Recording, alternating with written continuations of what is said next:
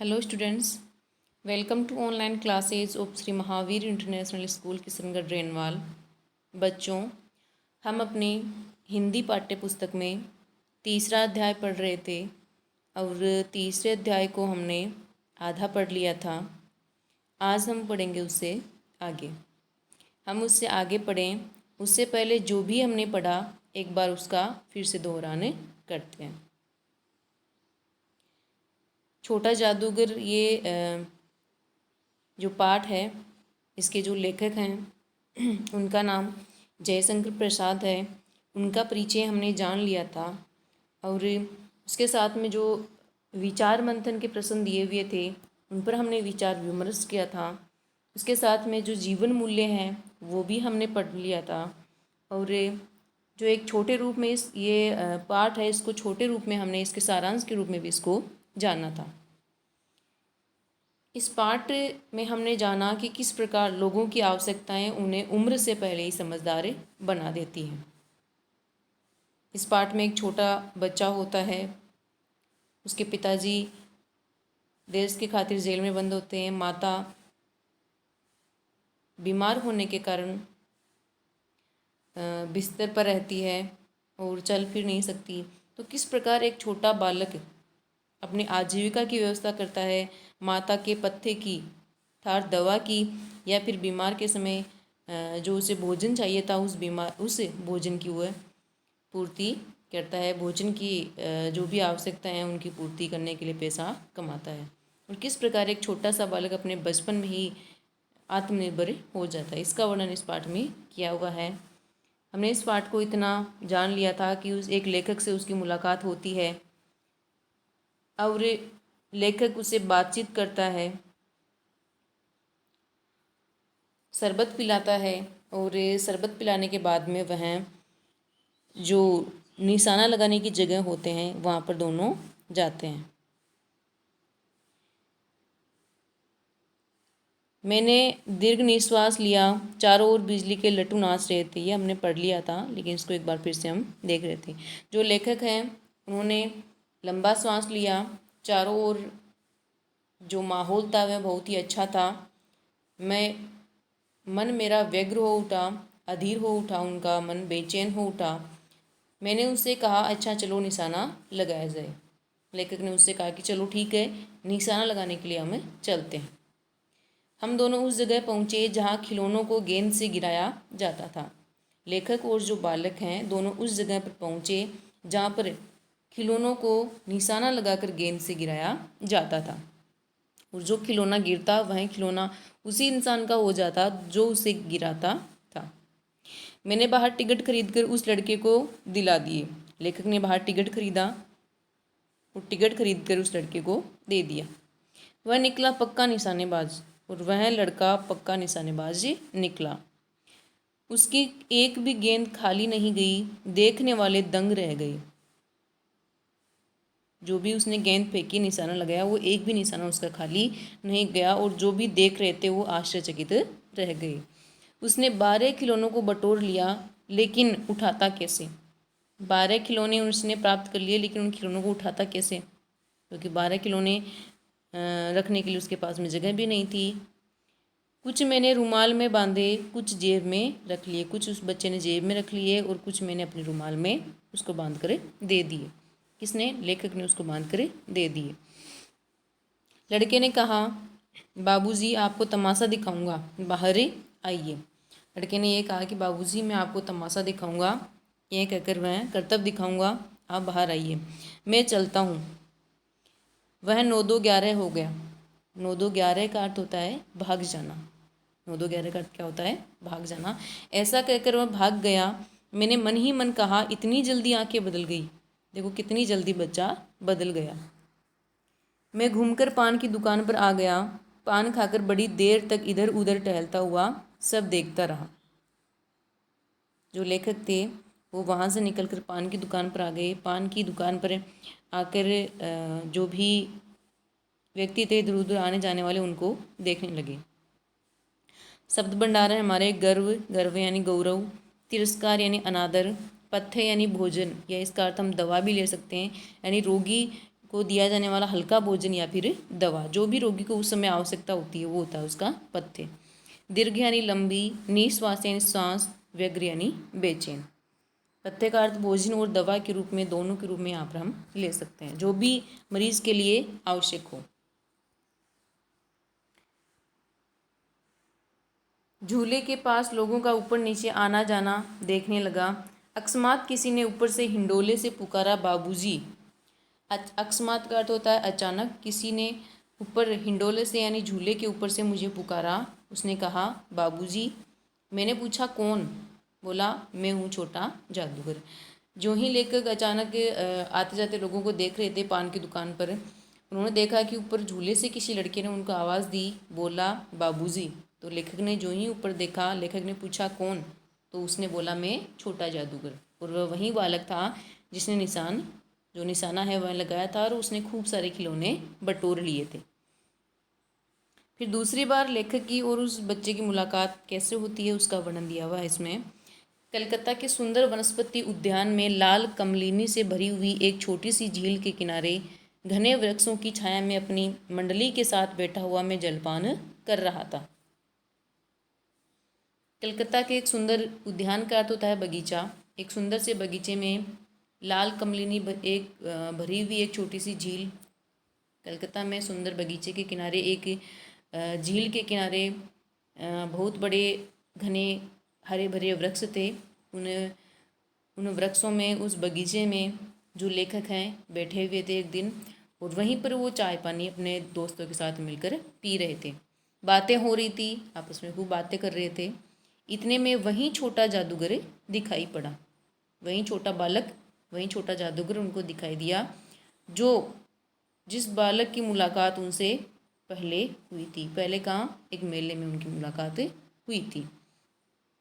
हाथ में 4 खाने की खादी का झोला और आधी बाह का कुर्ता। और उस बालक के हाथ में क्या था? 4 खानों की खादी का एक झोला था और आधी बाहें का उसने कुर्ता पहन रखा था। जो उसने कुर्ता पहन रखा था उसकी आधी बाहें थी। सिर पर मेला रुमाल सूत की रस्सी से बंधा हुआ था और सिर के ऊपर गंदा सा रुमाल था और वह सूत की रस्सी से बांध रखा था उसने। मस्तानी चाल में झूलता हुआ आकर कहने लगा, बाबूजी नमस्ते, आज कहिए तो खेल दिखाऊं। मस्तानी चाल यानी मौज मस्ती की चाल में चल रहा था और उसने लेखक को आकर कहा कि बाबूजी नमस्ते, आज अगर आप बोले तो मैं आपको खेल दिखा सकता हूँ। उसने लेखक को कहा और लेखक उसी समय अपने दोस्तों के साथ में चाय पानी पी रहे थे। नहीं जी, अभी हम लोग जलपान कर रहे हैं। लेखक ने उसको मना कर दिया कि नहीं, अभी हम जलपान कर रहे हैं, फिर उसके बाद गाना बजाना होगा बाबूजी। उसने कहा कि फिर गाना बजाना हो जाएगा बाबूजी, बाद में मैं कब दिखाऊंगा आपको। नहीं जी, तुम्हें मैं क्रोध से कुछ और कहने जा रहा था। उसने मना किया कि नहीं तुम्हें, इतना कहकर वह लेखक रुक गए। क्रोध में कुछ उसको बोलने जा रहे थे, तभी जो उनकी पत्नी थी, तभी श्रीमती जी ने कहा, उनकी पत्नी बोली, दिखलाओ जी, तुम तो अच्छे आए, हम तो बैठे थे और तुमने तो अच्छा काम किया कि तुम आ गए, तुम दिखलाओ। भला कुछ मन तो बहले, कुछ मन तो हमारा बहलेगा। मैं चुप हो गया क्योंकि श्रीमती जी बोली, मैं माँ की सी वह मिठास थी जिसके सामने किसी भी लड़के को रोका नहीं जा सकता था। क्योंकि श्रीमती जी ने इतनी मीठी आवाज़ में उसको बोला, उस आवाज़ में एक माँ की सी मिठास थी।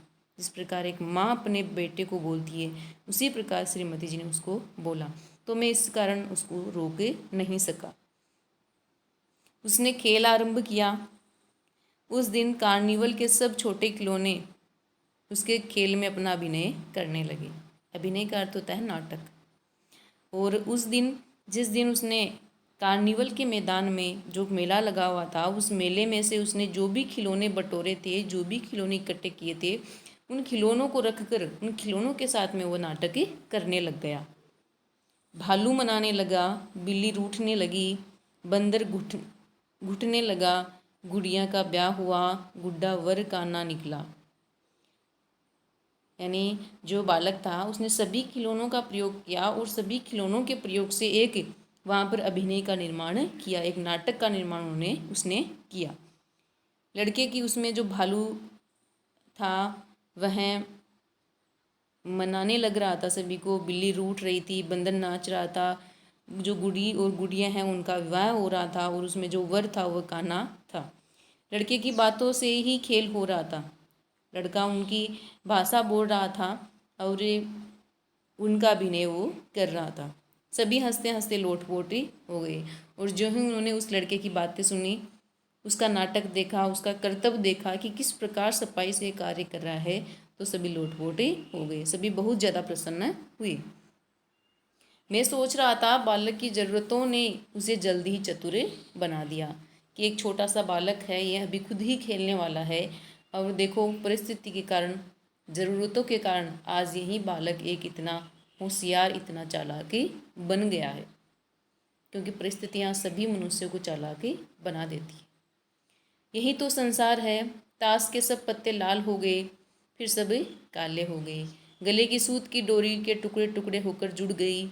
लट्टू अपने आप नाच रहे थे। मैंने कहा अब हो चुका। यानी उस बालक ने कभी ताश के पत्तों को लाल किया, कभी उसने हाथ की सफाई करके उनको काला कर दिया, कभी सूत की डोरी को गले में ही टुकड़े टुकड़े कर दिए और कभी उनको जोड़ दिया। अर्थात उसने कोई चमत्कार नहीं दिखाया, उसने अपने हाथ की सफाई से ये कार्य बड़ी चालाकी से पूरे किए।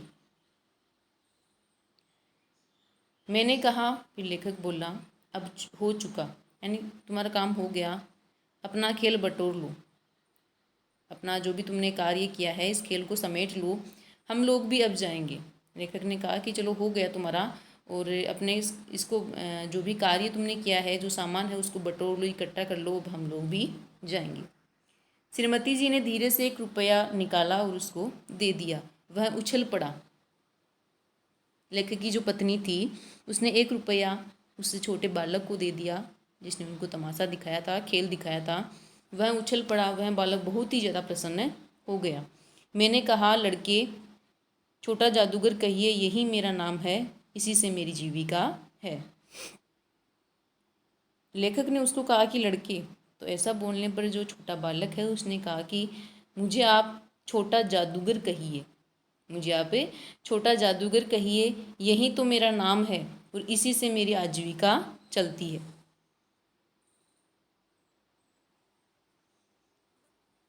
आजीविका मतलब जो भी मुझे खाने के लिए, जो भी पीने के लिए पैसे मिलते हैं, जिससे मेरा गुजारा होता है। तो छोटा जादूगर मुझे बोलिए, यही मेरा नाम है, इसी से मेरी जो जीविका है वह चल रही है।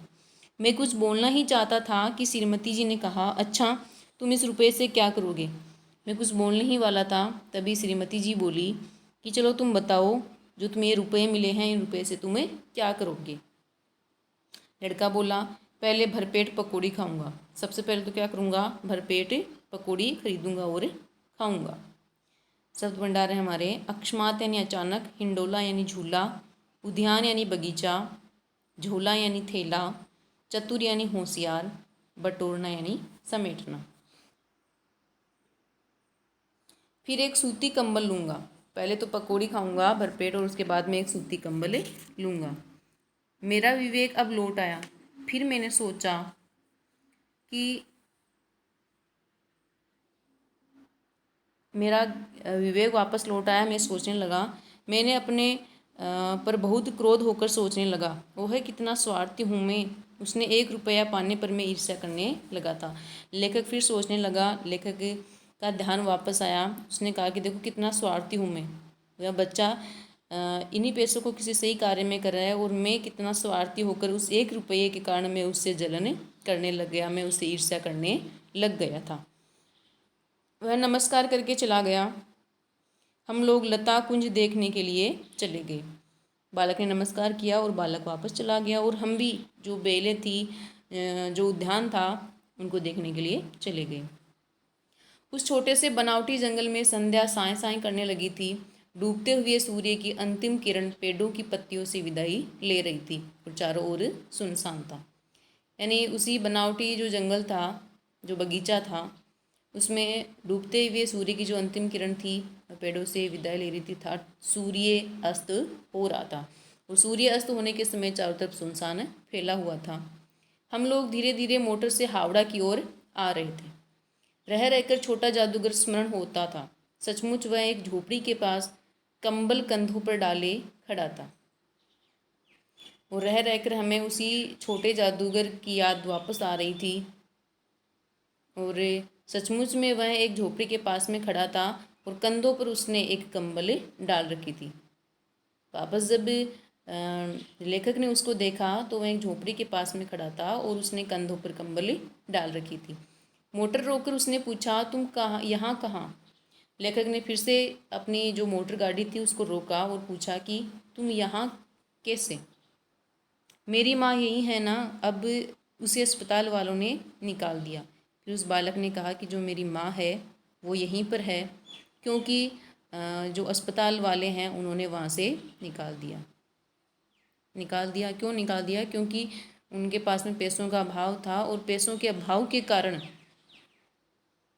जो बालक था उस बालक की माँ को अस्पताल वालों ने निकाल दिया। मैं उतर गया, लेखक वहीं पर उतर गए। उस झोपड़ी में देखा तो एक स्त्री चिथड़ों में लदी हुई काँप रही थी। उन्होंने उसी झोपड़ी में देखा तो एक औरत सो रही थी और चिथड़ों में फटे पुराने कपड़ों में लदी हुई थी और काँप रही थी। शरीर पूरा उसका काँप रहा था, हिल रहा था। छोटे जादूगर ने कंबल ऊपर डालते हुए कहा, माँ, मेरी आंखों से आंसू निकल पड़े। जो छोटा जादूगर था उसकी माँ बहुत बीमार थी और बीमारी के कारण वह काँप रही थी। और छोटे जादूगर ने कुछ पैसे कमाए, उन पैसों से उन्होंने कंबल खरीदा। उस कंबल को डालते हुए वह माँ बोलता है, तभी जो लेखक था उसकी आंखें भर आती है। जीविका का अर्थ होता है रोजगार, ईर्ष्या यानी जलन, अंतिम यानी आखिरी और स्मरण यानी याद। ये हमारे शब्दार्थ। फिर क्या होता है? तीसरी बार जब लेखक की और उस छोटे जादूगर की मुलाकात होती है, किस प्रकार होती है? बड़े दिन की छुट्टी बीत चली थी। मुझे अपने ऑफिस में समय से पहुंचना था। कलकत्ता से मन ऊब गया था। लेखक की जो छुट्टियों का समय था वो बीत चुका था। समय पर उनको अपने कार्यालय में जाना था। कलकत्ता में जो उनका मन था वो अब नहीं लग रहा था, क्योंकि काफ़ी दिन वो छुट्टियों में रह लिए थे। चलते चलते एक बार फिर उस बाग को देखने की इच्छा हुई। साथ ही साथ जादूगर भी दिखाई पड़ जाता तो और भी अच्छा होता। ये वो सोच रहे थे कि जिस बाग को एक बार मैंने पहले देखा था, उस बाग को देखने की उनकी वापस इच्छा हुई। और साथ ही साथ में जो छोटा बालक था, छोटा जादूगर था, जिसने उनको करतब दिखाया था, जादू दिखाया था, उसको भी फिर से देखने की लेखक को इच्छा हो रही थी, उनका मन हो रहा था। मैं उस दिन अकेले ही चल पड़ा। 10 बज चुके थे। मैंने देखा कि उस साफ धूप में सड़क के किनारे एक कपड़े पर छोटा जादूगर का रंगमंच सजा हुआ है। लेखक उस दिन अकेले ही चल दिए, साथ में कोई नहीं था। 10 बज चुके थे और साफ धूप निकल रही थी सड़क के ऊपर। दिन साफ था, साफ धूप निकल रही थी और सड़क के किनारे उन्होंने देखा कि एक छोटा बालक, जो छोटा जादूगर था, वह अपना रंगमंच सजाए हुआ था। अर्थात अपने गुड़ियों से, अपने खिलौनों से रंगमंच सजा रखा था और कर्तव्य दिखा रहा था। मैं मोटर रोककर उतर पड़ा। जो लेखक थे उन्होंने अपनी कार को रोका और वो नीचे उतर गए। वहाँ बिल्ली रूठ रही थी, भालू मनाने चला था, ब्याह की तैयारी हो रही थी। सब होते हुए भी छोटे जादूगर की वाणी में प्रसन्नता की वह तरी नहीं थी। वही छोटा जादूगर वही खेल दिखा रहा था जो खेल उन्होंने दिखाया था कि बिल्ली रूठ रही थी, भालू से मना रहा था, विवाह की, शादी की तैयारियां हो रही थी, गुड्ढा और गुड़िया की। लेकिन सब कुछ होने पर भी जो प्रसन्नता लेखक ने छोटे बालक के मन की, या फिर छोटे बालक की वाणी की प्रसन्नता जो पहले देखी थी, वो प्रसन्नता आज दिखाई नहीं दे रही थी। उसने सोचा कि कोई न कोई बात तो जरूर है कि आज जो बालक है वह उतना प्रसन्न नहीं है। जब वह औरों को हंसाने की चेष्टा कर रहा था तब जैसे स्वयं कांप रहा था। ऐसा लग रहा था कि खूब काफ़ी उदास है। वह दूसरों को हंसाने की कोशिश कर रहा था। उसे मैं आश्चर्य से देख रहा था। खेल हो जाने पर पैसा बटोर कर उसे भीड़ में मुझे देखा। खेल जो ही उसका समाप्त हुआ, पैसा उसने इकट्ठा किया और पैसा इकट्ठा करने के बाद में उस भीड़ में से उसने मुझे देखा। उस छोटे बालक ने लेखक को देखा। वह जैसे क्षण भर के लिए स्फूर्तिमान हो गया। ऐसा लगा कि जो ही लेखक को उसने देखा, क्षण भर में उसमें स्फूर्ति आ गई, वह चुस्त हो गया।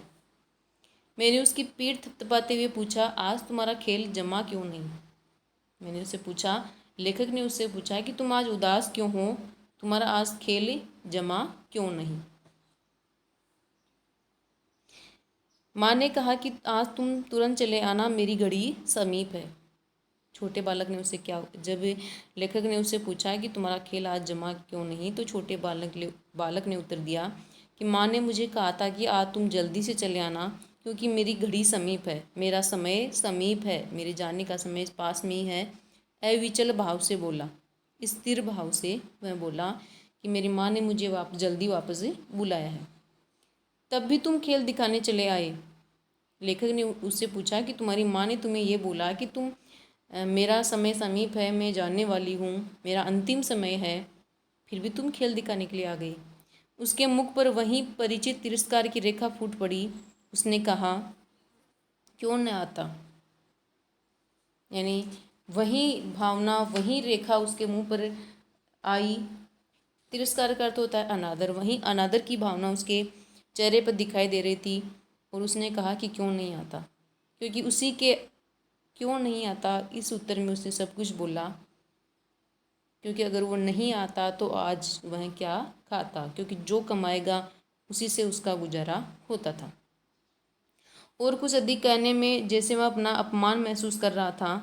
क्षण भर में मुझे अपनी भूल मालूम हो गई, क्योंकि जब बालक ने ये कहा कि क्यों नहीं आता, उसमें उसने सब कुछ बोल दिया था। क्योंकि अगर वह नहीं आता तो वह शाम को क्या खाता, उसके जीविका का साधन ही केवल यह कर्तव्य ही है। और ज़्यादा कुछ उसने नहीं बोला, क्योंकि ज़्यादा कुछ बोलने में वह अपना अपमान महसूस कर रहा था। और लेखक ने भी उसको फिर ज़्यादा नहीं पूछा, क्योंकि लेखक को भी अपनी भूल का एहसास हो गया। लेखक को भी मालूम चला कि मुझे ऐसा नहीं पूछना चाहिए था। आखिरकार इसकी जीविका का साधन ही यही है।